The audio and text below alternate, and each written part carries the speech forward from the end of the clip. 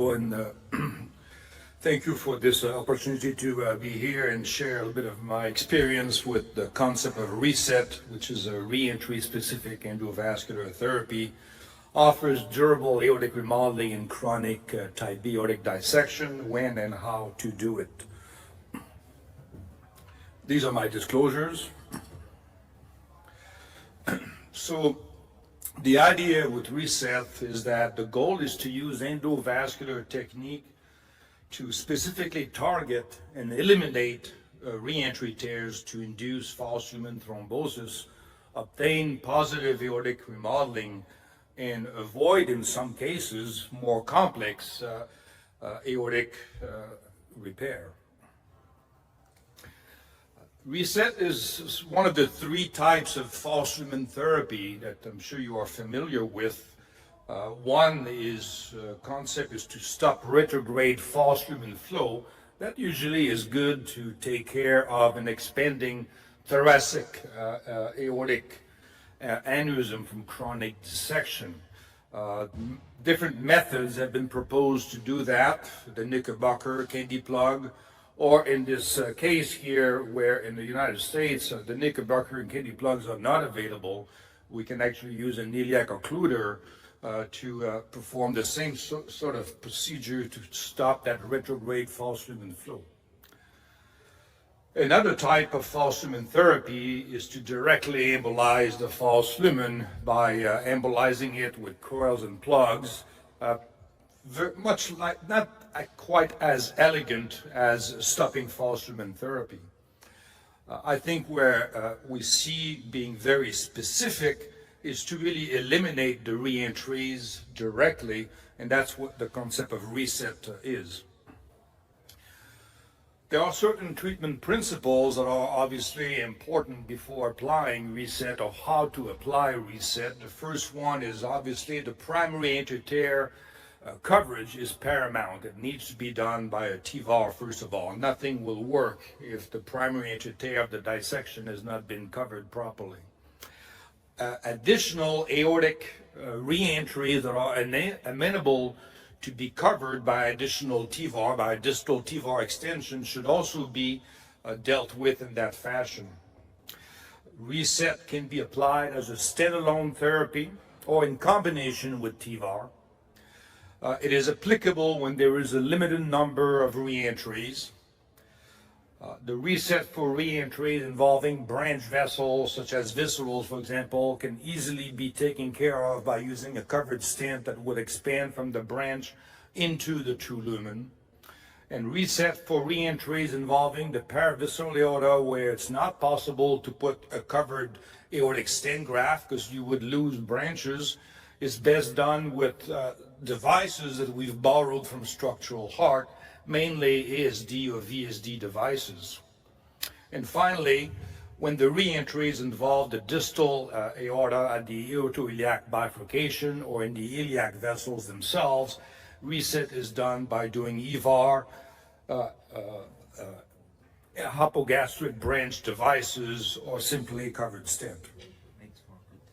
Here's a case to illustrate that concept. This is a patient who presented with a rapidly expanding thoracic aorta from a chronic type B dissection at about 4 months post index acute dissection. She underwent a zone 2 TEVAR with in situ laser fenestration of the left subclavian artery, had an uneventful recovery, was discharged post-op day 5, was lost for follow-up, and came back to the emergency room 2 years later with abdominal back pain, very high frailty in this female patient. And you can see here a very large thoracoabdominal aneurysm post-chronic dissection. She's about that nearly 2.5 years from the index acute dissection. You can see clearly that the zone 2 TEVAR work well. There's no type 1A endoleak over there. There is a 8 to 6 centimeter, 8 centimeter in the proximal thoracic, about 6 centimeter in the thoracoabdominal segment of the aorta. And what you can clearly identify on the CT scan is the right common iliac artery re-entry that you can see here in the coronal view as well as in the axial view. However, there was also an additional, a second re-entry that could be identified, and that re-entry was positioned in the septum exactly posteriorly to the takeoff of the superior mesenteric artery, so really not amenable for an aortic covered stent. The options on patients like that would be an open thoracoabdominal aneurysm repair or a visceral debranching, which she was too frail to undergo this kind of procedure. FIVAR or CHIVAR would be for 5 vessels because she's lucky enough to have double left renal arteries. But the most elegant fashion to deal with this is to proceed with reset, to target those 2 re-entries and see if it is actually feasible to treat that thoracoabdominal aneurysm with an 8 French sheath. We did a paravisceral aortogram in this patient, and you can clearly see the flow going into the false lumen. This is then followed by putting a balloon occlusion in the right common-iliac artery to really prove that the common-iliac artery was not the only re-entry, but there's still that paravisceral re-entry. And this is a close-up view, and you can actually see the jet at the level of the SMA takeoff going posteriorly into the false lumen. And we were able to find that small re-entry, and you can see here direct catheterization of the false lumen. This was then followed by obliteration of this re-entry after an atrial septal occluder was deployed across that re-entry with 1 disc in the false lumen and 1 disc in the true lumen. We then proceeded with a covered stent placement for the iliac re-entry, and the completion aortogram showed no residual flow into the false lumen. Now you would think, is this going to be durable? This is an example of this 8 centimeter proximal aneurysm, and 4 months post-reset. The patient had reduced the false lumen down to about 3 centimeter. So very quick aortic remodeling. And there's a CT scan at 8-year follow-up showing that there is a complete aortic remodeling and absence of thoracoabdominal aneurysm. So reset is not only effective, but is also durable. It can also be done during TEVAR. This is an example of a patient after an ascending aortic replacement for type A aortic dissection, now with an expanding thoracic aneurysm. Patient underwent a zone 1 TEVAR after a hemiarch debranching. However, I was very concerned with this large re-entry that was right at the takeoff of the left subclavian artery. So for that patient, before doing the TEVAR, I did another ASD that was partially deployed into the false lumen and into the true lumen to eliminate that extremely large proximal atrial tear, and then followed by a TEVAR and a zone 1 with a completion arch study. Last example here, this is another case study after a TEVAR. This patient is 2 years status post-TEVAR for acute type B dissection and now has an expanding thoracoabdominal aneurysm in the paravisceral segment, but mostly in the infrarenal segment due to the fact that there is a large re-entry at the level of the inferior mesenteric artery with perfusion of the false lumen from that IMA. And you can see here that we were able to cannulate this and went into the inferior mesenteric artery and put an implanted plug at that level, and then put a VSD device, this is the ventricular one, that was placed across that re-entry. And you can see here on post-op CT scan after reset, a completed thrombosed false lumen and a decrease in the total aortic diameter. So in summary, reset is a technique to induce false lumen thrombosis and chronic TBAD by targeting and eliminating re-entries causing false lumen pressurization. Reset requires high-quality imaging to identify the re-entries and is feasible when the number of re-entries is limited. And reset is an effective and durable technique to treat aneurysm from chronic TBAD in a minimally invasive manner. Thank you. Thank you very much, Thilo. chairs, organising committee of the Charing Cross meeting for the invitation to this talk. These are my disclosures. So the natural history of chronic dissection is outlined here. When a patient presents with an index episode, 2 in 3 of them eventually, after 5 years, have an aortic event. And to my mind, the main risk factors for this are aortic diameter at presentation and ongoing persistent false lumen flow. So the index intervention, if there is one, it's incumbent on us to plan for future interventions, because multiple interventions are common in patients with dissection. So when you think about complex treatment of aortic dissection, of course, open repair also has to be borne in mind. But this is a big procedure, as you can see here. And patients who are younger do relatively well. You can see from these data. But once you edge older than 50, then you can see here that some of the morbidity associated with open surgery is higher. So what do the guidelines tell us? Well, you should reserve treatment of chronic dissection until the aortic diameter has reached 6 centimeters. If you have a genetically triggered connective tissue disease, then these patients are better off with open repair, and we'll talk a little bit about that later on.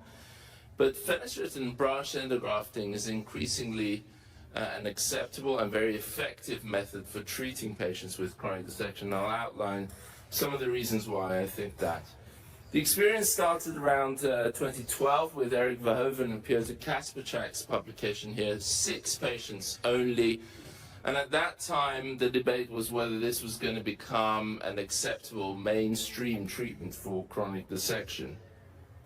Things have moved on. This is just one systematic review recently published that outlines some of the series published. It doesn't include the American data of the Aortic Research Consortium, but it outlines nearly 600 patients that have been published on with good technical success. You can see the 30-day mortality is below 3% for a very complex to treat disease. An acceptable paraplegia, longer-term survival. Reintervention is a feature that we'll talk about a bit later on.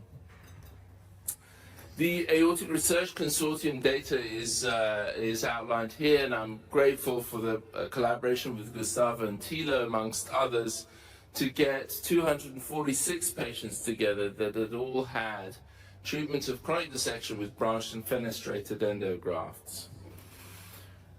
You can see that the threshold size for treating these patients outlined here. Most patients have had fenestrations to target their target vessels, and you can see there's a majority of patient-specific devices, but especially towards the latter end of the experience, the off-the-shelf T-branch was also being used for these patients. So the idea that we're leveraging the whole armamentarium we have in device design to treat these patients. Not only fenestrated, but grafts with outer branches, off the shelf, and also inner branches. The device profiles are reducing, facilitating treatment of this particular, the anatomical constraints that are given to us by chronic dissection. I'll talk about the gap to target vessel problem a bit later, and how the designs have evolved to use increasingly branched stent grafts actually to try and reduce that gap between the main aortic stent graft and the target vessel. That's the really evil of reintervention that must be borne in mind.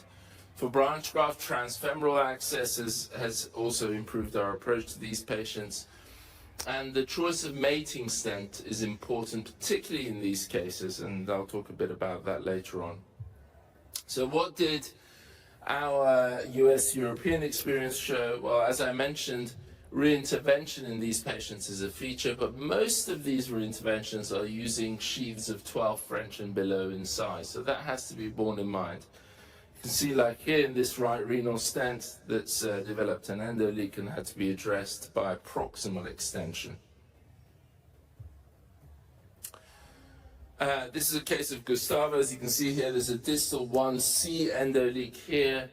Again, that can happen in these anatomies related to chronic dissection, and this was treated with a distal extension through a small sheath, and the problem easily corrected. I mentioned the choice of mating stent. Increasingly, the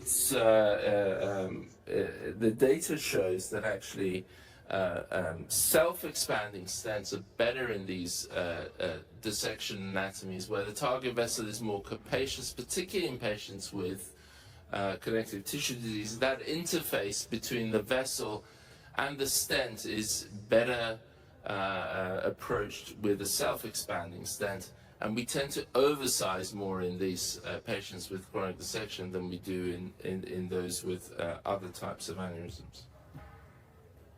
I mentioned the gap between the main aortic stent graft and the target vessel. That really does put the patient at increased risk of developing problems later on. This is data that Gustavo has published showing that when you look at target vessel instability, actually chronic dissection is one of the independent predictors of having problems later on. And if you have a gap of more than 5 millimeters, then I think it's widely accepted now that you're more likely to have problems. So make sure you keep that gap to a minimum. And one approach to do that, here, the cases TLOs, the diagrams of Gustavo's, is a sequential deployment of an inner branch device in a smaller true lumen in order to be able to have not much gap between the target vessel and the main stent graft. You can see here that the way that TLO treated this was with a false lumen occluder initially. So the patient initially had a TVAR and false lumen occluder, and then subsequently when they needed distal extension, that was done using this inner branch graft. So when you're thinking about complex anatomy and aortic dissection, don't forget the relatively more straightforward way to fix it might be with a false lumen occluder. Is connective tissue disease out? Well, I don't think so. This is a series published by Anders van Heijnen and colleagues last year. Patients treated with endografts who had connective tissue disease, and you can see that actually the majority of them are treated for aortic dissection. Good technical success, really good 30-day mortality. Again, reintervention is a feature, but only 8% of these patients had needed open conversion as part of these reinterventions. Again, this idea that if you treat the patient, if you reintervene on the patient using a small sheath, perhaps it's not such a big deal. This is one of our cases, a stage repair in a patient with Marfan's. You can see they've had a proximal thoracic repair. Then they had an infrarenal repair, and the intervening segment was treated with a fenestrated endograft. So this idea that if you go from Dacron graft proximally to Dacron graft distally, then that is a safer repair. The interface between the mating stents and the target vessels is, of course, a consideration, and that's where some of the reinterventions may come from in patients with chronic dissection as they go forward. Spinal cord injury, you've seen from the series that actually the spinal cord injury is quite low.